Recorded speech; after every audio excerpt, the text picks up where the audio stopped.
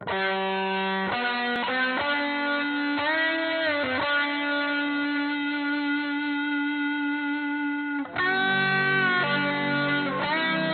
اللہ الرحمن الرحیم۔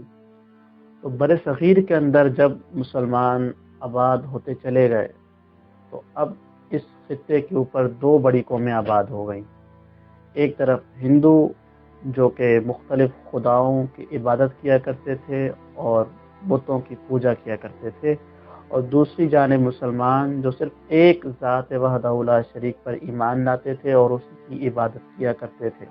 اکبر بادشاہ نے اپنے دور کے اندر دین اسلام اور ہندو سے ایک نیا دین ایجاد کیا جسے اس نے دین الہی کا نام دیا۔ اس دین کے اندر اس نے بالخصوص اسلام پر وہ پابندیاں لگائیں جو کہ مسلمان کبھی برداشت نہیں کر سکتے، جیسا کہ گائے کی قربانی نہ کرنا اور اس کا ذبیحہ نہ کھانا اور اس طرح اور بہت سی چیزیں۔ جب اکبر بادشاہ نے دین الہی کو رائج کر دیا تو اس کے اس ناحق کام کو مٹانے کے لیے، اس کے اس دین الہی کو ختم کرنے کے لیے، اس وقت جس مرد مجاہد نے حق کی آواز کو بلند کیا انہیں ہم تاریخ میں حضرت مجدد الفسانی رحمۃ اللہ تعالی علیہ کے نام سے جانتے ہیں۔ آپ ہی وہ پہلی شخصیت تھے جنہوں نے اکبر بادشاہ کے اس اقدام کی مخالفت کی اور جس بنا پر اکبر بادشاہ نے آپ کو جیل میں ڈال دیا۔ اب اکبر بادشاہ تو کچھ عرصے بعد انتقال کر گیا، اس کے بعد اس کا بیٹا جہانگیر تخت نشین ہوا، اس نے بھی آپ کو جیل میں ہی رکھا اور سزا کے طور پر عمر قید کی سزا آپ کو سنائی۔ لیکن حضرت مجدد الفسانی رحمۃ اللہ تعالی علیہ نے اپنی تحریک کو، اپنی حق کی آواز کو روکا نہیں۔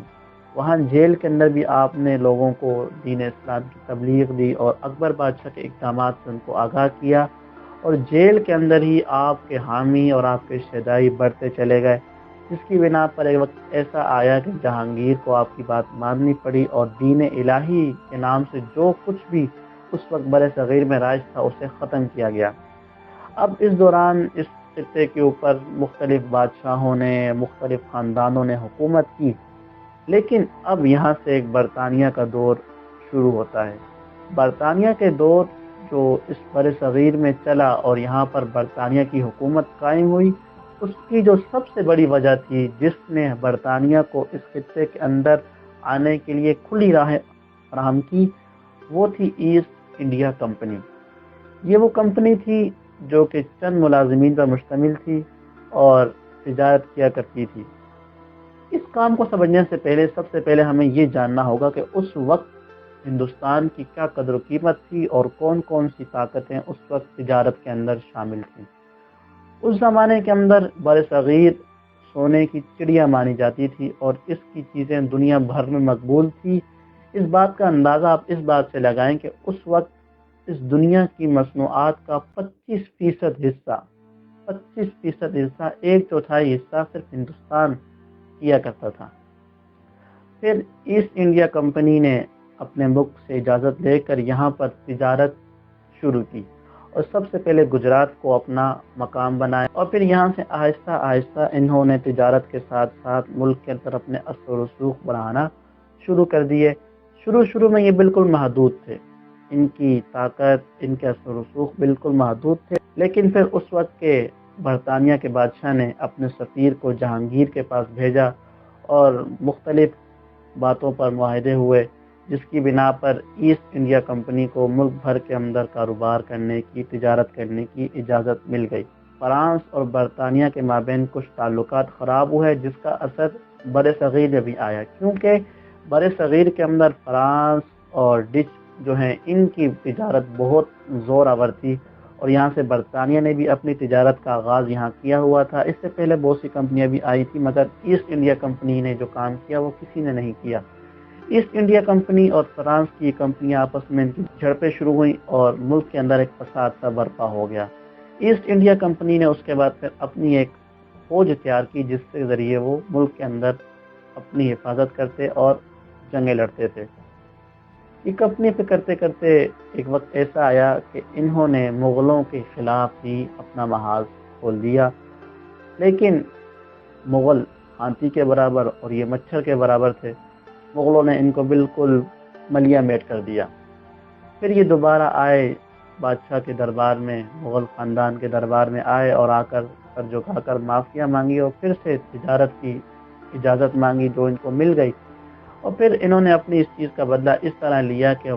وقت گزرنے کے ساتھ ساتھ یہ پورے ہندوستان کے اوپر قابض ہو گئے۔ اس کے اندر مختلف ریاستیں ہیں جنہوں نے جہانگیر کے بڑھنے کے بعد ملک کے اندر ریاست کو توڑ دیا، مختلف فسادات کی بنا پر، مختلف چیزوں کی بنا پر ریاستیں آپس ہی میں لڑنا شروع ہو گئی تھی، جس کی وجہ سے یہ سلطنت کمزور ہوئی۔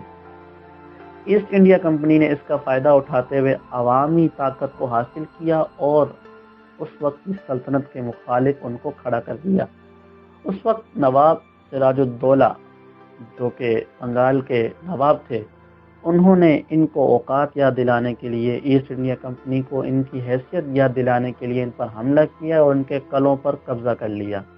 لیکن کچھ عرصے بعد پھر دوبارہ ایسٹ انڈیا کمپنی نے اس کا مقابلہ کیا اور نواب سراج الدولہ کا ایک کمانڈر جس کا نام میر جعفر تھا، اس نے غداری کی اور بنگال کی حکمرانی کے لیے اس نے انگریزوں کا ساتھ دیا، اور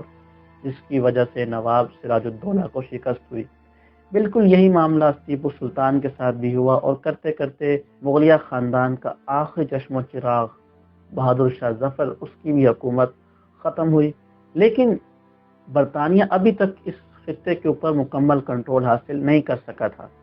1857 یہ وہ سال تھا جب عوام جو کہ پچھلے کئی سالوں سے ایسٹ انڈیا کمپنی کے مظالم برداشت کر رہی تھی اور دیگر واقعات سے بہت ہی خوف زدہ اور بدظن ہو چکی تھی، وہ ان کے خلاف کھل کر سامنے آ گئی، اور اس کو برطانیہ نے بغاوت کا نام دے کر لوگوں کو مارنا شروع کیا، سر عام پھانسیاں توپ سے اڑا دینا اور لوگوں کو روڈ پر کچل دینا، اس طرح کے اقدامات کیے اور اس بغاوت کو کچل دیا۔